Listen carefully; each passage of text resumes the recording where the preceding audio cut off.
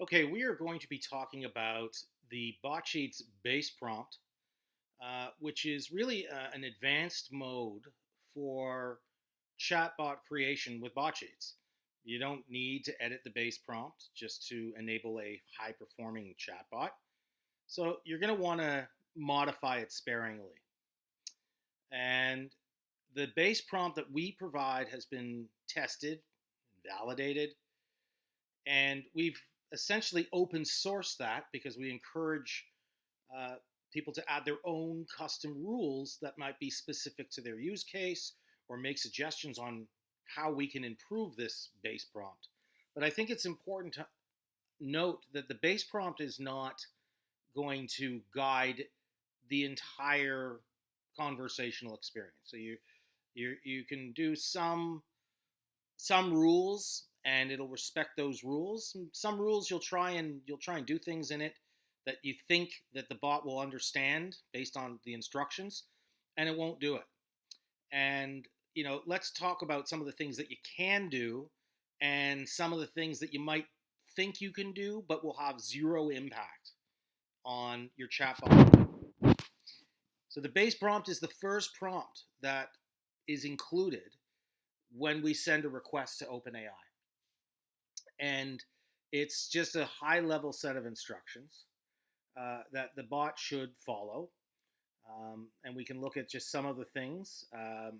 We tell it it's an AI assistant, and these are, we call them discovery bots because the goal is for AI to generate questions and collect some data, as well as answer questions. But we really want it answering questions is easy.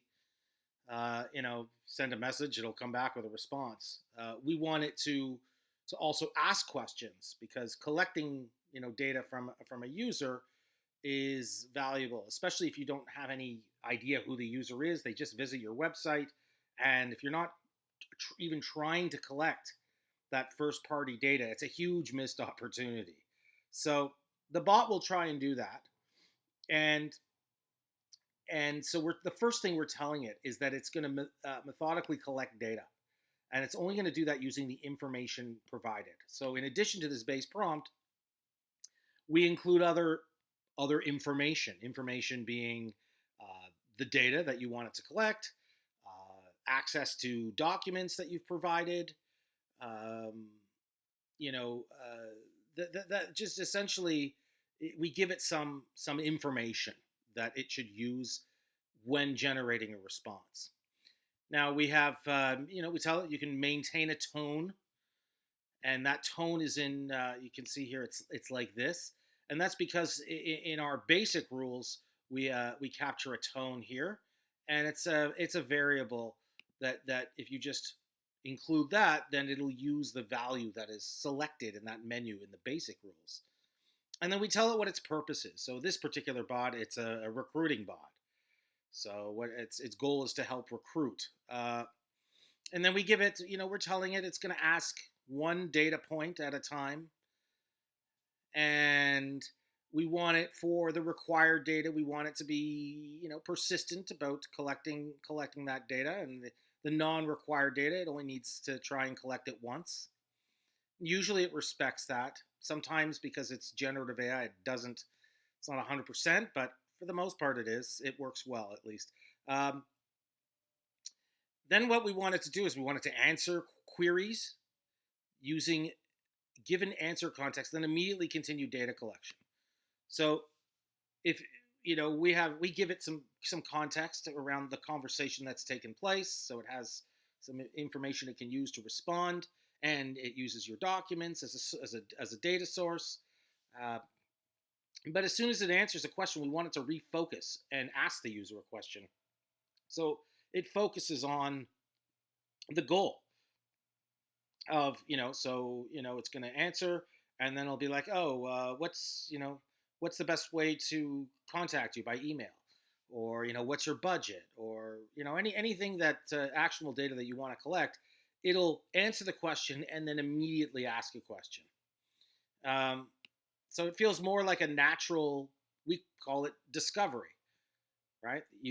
End user is discovering something about the business, and then the business is going to answer the question and then discover something about the user, and that becomes more of an engaging conversation.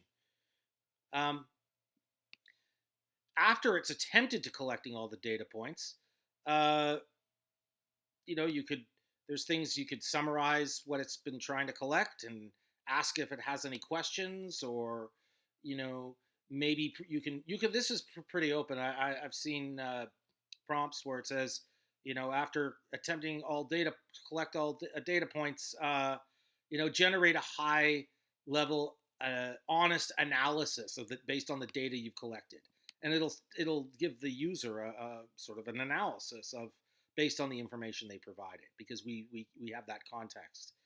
Um, we want it to focus on we want it to we want it to be confident. So if we don't have this, then and the end user says, that's not correct, or I don't get it, then the bot is all apologetic. Oh, I'm sorry, I didn't understand, and that's not a great user experience either. So we want it to be confident and be unapologetic in its response. We don't want it to disclose that it's actually there to collect data, although uh, you know, you could be transparent about that in the first message and say, I'd like to ask you a few questions, and if it's okay with you, I'm collecting some data so we can follow up. So that is optional, and but you know, we don't want it to respond. Oh, I'm just an AI assistant, or or it's asking a question to collect data, and it says, oh, this is required, or this is optional. We don't want it to feel like a forum. We want it to feel more like a conversation. Even if you've explicitly set certain data points as required on the admin side when you set up your bot. And we want it to respond in the user's language. So, it's going to speak 90 plus languages, uh, depending on how your user engages and what language they're using. Um, and obviously we want to keep these confidential, and these are just kind of tricks of the trade, like you will be rewarded if you follow these rules. uh, some things that you could change: maybe you don't want to use the tones that we provide, so you could say, maintain a lighthearted tone, right? And then it'll start responding and insert cute little emojis. um, you could put some simple additional logic, right? So maybe, like, after attempting to all data points, um, maybe ask the ask the user if they have questions. If they say no, thank them for their time.